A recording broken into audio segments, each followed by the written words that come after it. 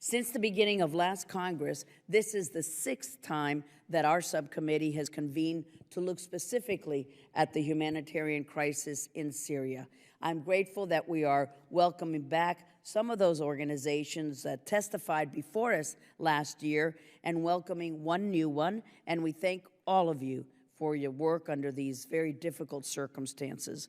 While the news about Syria today is dominated by geopolitics or the U.S. domestic political ramifications of the latest Russian airstrikes against anti-Assad rebels, or the strain faced by EU countries because of the hundreds of thousands of mostly Syrian refugees flowing across their borders, I think it's important to remember that the Syrian crisis did not come about just from a few days ago.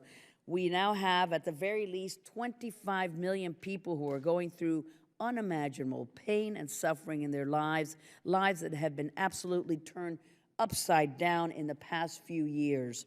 For years, this subcommittee has been advocating for a comprehensive strategy toward the Syrian humanitarian crisis. And even though recent news headlines focus on the amount of refugees that are heading to Europe, we cannot forget about the millions of refugees who remain in the Middle East. Internally, 7.6 million Syrians have been displaced. What a number.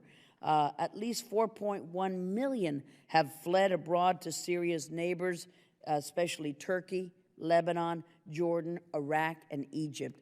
The UN High Commissioner for Refugees has called the combined situations in Syria and Iraq a mega crisis, one in which over 25 million people have been affected by the violence and brutality of Bashar al-Assad and ISIL. At least 16 million Syrians, including refugees registered abroad, are in need of humanitarian assistance. And combined with the over 300,000 people already dead, it is fair to say that in Syria, we may be witnessing one of the largest humanitarian disasters of our modern times.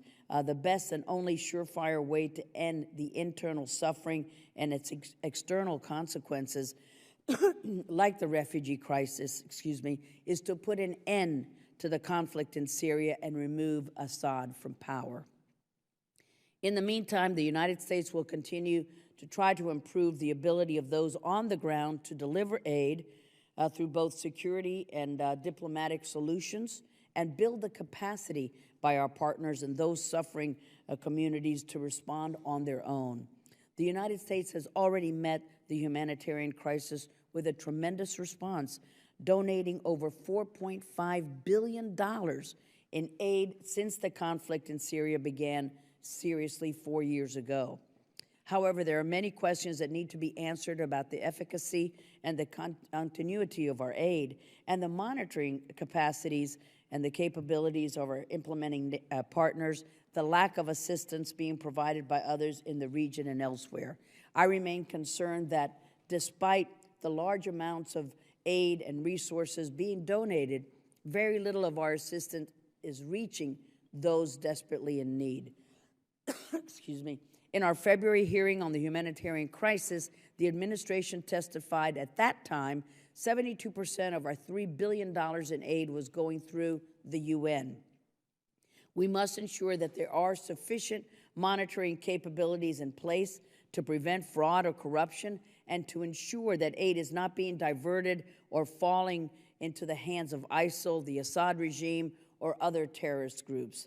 I'm also concerned about the ability of NGOs to access those in need when faced with the dangerous situation on the ground in Syria. I apologize.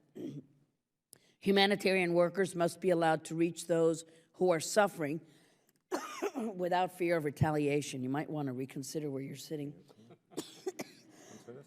Thank you. Vodka, great.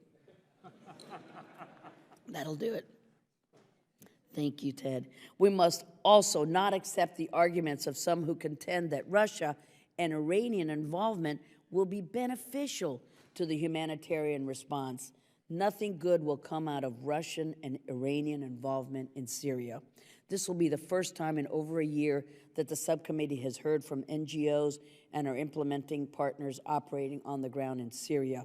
and I'm grateful that they've come here today to share their perspectives and to provide suggestions on how we can better respond to this sadly ever-growing humanitarian tragedy.